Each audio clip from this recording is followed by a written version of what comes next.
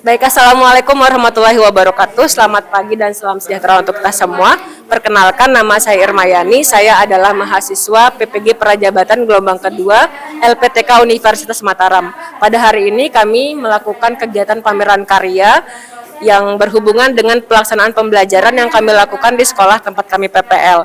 Jadi kami membuat poster yang berisi rencana kegiatan, kemudian juga analisis karakter peserta didik yang kami ajar, kemudian juga pelaksanaan pembelajaran hingga kepada tahap kesimpulan. Nah, harapannya dari pelaksanaan pameran karya ini kami juga terlatih untuk membuat produk-produk yang berhubungan dengan hasil pelaksanaan pembelajaran ataupun hasil-hasil pengamatan, observasi ataupun penelitian yang kami lakukan, dan juga kami bisa mendapatkan saran-saran dari teman-teman ataupun dosen untuk perbaikan ke depannya. Baik, selamat datang ibu-ibu dan bapak-bapak di Toko Banjur. Jadi di sini adalah rangkaian pelaksanaan kegiatan pembelajaran yang sudah dilaksanakan. Mungkin silakan dilihat-lihat dulu, terus mungkin ada pertanyaan yang mau disampaikan.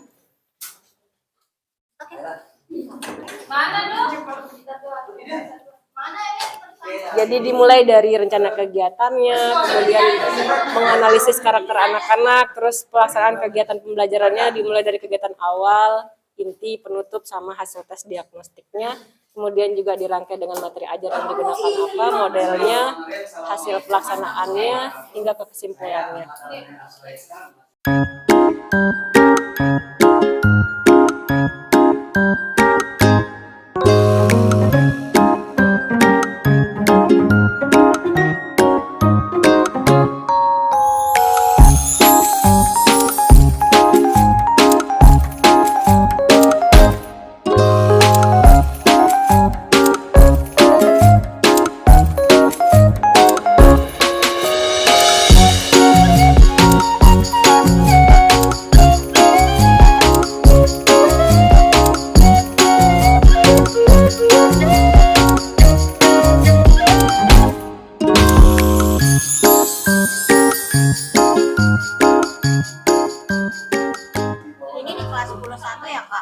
Ya, di kelas 11 di SMA Negeri 1 Mataram yang jumlah siswanya itu ada sekitar 36 peserta didik.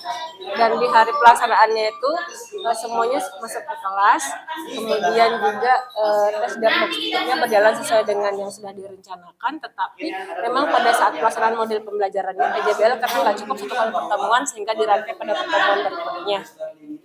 Ini materinya tentang ekosistem, dan pertemuan pertama ini sebetulnya adalah penguatan konsep, karena kan untuk proyeknya itu mereka butuh juga konsep yang kuat sebelum mereka melaksanakan proyek, sehingga di pertemuan pertama ini guru memberikan penguatan konsep terlebih dahulu sehingga anak-anak tersebut punya gambaran tentang proyek yang akan diadakan. Saya mengobservasi dulu kondisi. Ini penyesalannya. Ini kan memang singkat ya. Iya. Terus untuk satu kali pertemuan itu biasanya sampai singkat berapa? Nah, biasanya harusnya kan mungkin 1 atau 2 ya. Tergantung dari efektivitas waktunya. Jadi kemarin itu yang bisa kami laksanakan di sini itu adalah yang 1-2-nya. Jadi yang 1 itu menentukan pertanyaan mendasar, tapi ini masih berupa pertanyaan-pertanyaan terkait gambaran apa, karena mereka menganalisis video dulu kan. Contoh video yang akan mereka lakukan nanti itu ada gambaran video terlebih dahulu, analisis video ekosistem di sawah. Nah, terus setelah itu mereka coba mendesain rencana proyek yang akan dilakukan, dan mereka itu membuat proyek yang hampir sama dengan video yang mereka tonton. Mereka melakukan pengamatan terhadap ekosistem di lingkungan sekitar mereka, jadi ada yang dapat di sawah, di pantai, sama di sungai, atau misalkan di kolam ikan seperti itu. Jadi baru 2 sitak yang sudah dilaksanakan, sementara yang 3-4 itu bisa dilanjutkan di rumahnya.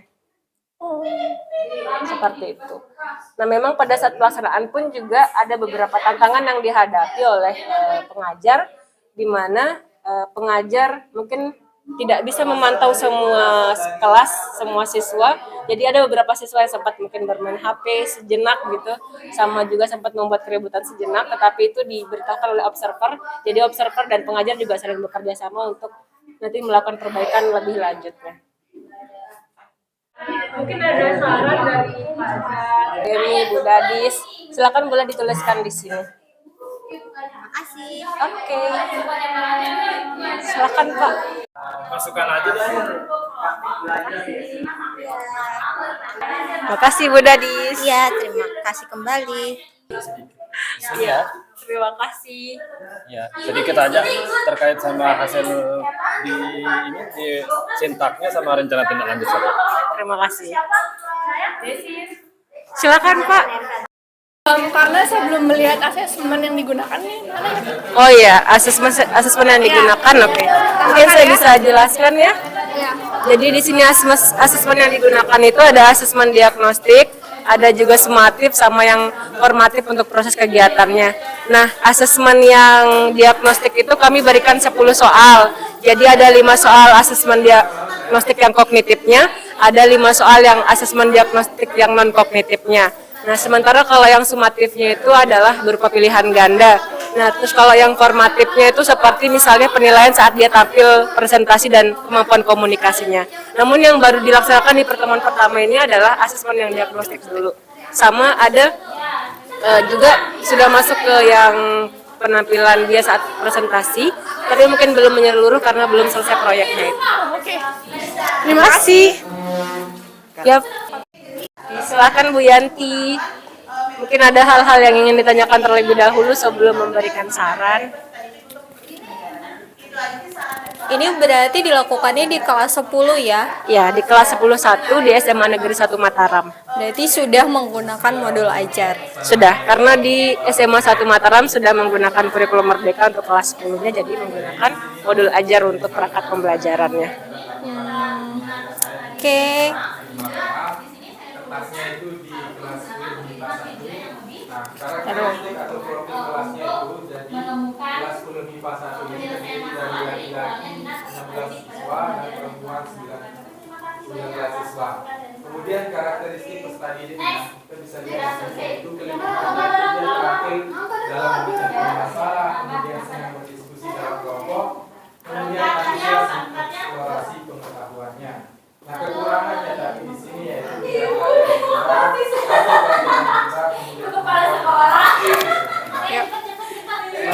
Terima kasih Bu Yanti.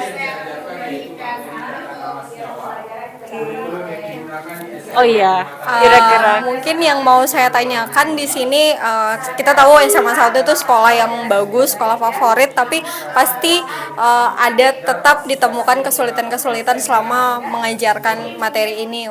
Dari Bu Irma sendiri mungkin bisa dijelaskan apa kesulitan yang dihadapi? kalau kesulitannya kemarin itu agak susah di menghandle waktu. Nah, karena jam pelajarannya X1 ini adalah setelah keluar main 2 jam dan setelah isoma 1 jam.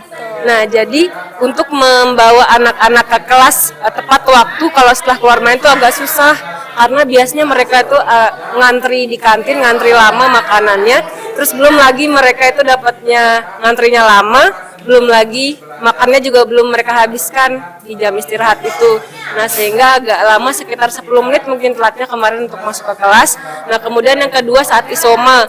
Isoma kemarin itu harusnya jam pelajaran masuk kelas adalah 12.45. Tapi sekarang yang kita tahu waktu zuhur udah mundur kan. Nah, sehingga itu berpengaruh pada jam masuknya, harusnya masuk jam 12.45, tetapi jadinya masuk jam 1-an, sehingga itu akan mengurangi efektivitas jam pembelajarannya juga. Tapi mungkin nanti next time mungkin kami akan membuat kesepakatan untuk komitmen pada waktu supaya nanti tidak terjadi hal-hal seperti itu. Terima kasih, tetap Terima kasih semangat. juga Bu Yanti. Demikian pameran karya yang sudah dilakukan, yang letaknya di Toko Banjur. Terima kasih banyak untuk Bapak Ibu yang sudah berkunjung ke sini dan sudah memberikan saran, pertanyaan untuk perbaikan ke depannya. Semoga ke depannya kita selalu menjadi insan yang terus berbenah diri agar menjadi lebih baik dan lebih baik. Sekian, assalamualaikum warahmatullahi wabarakatuh.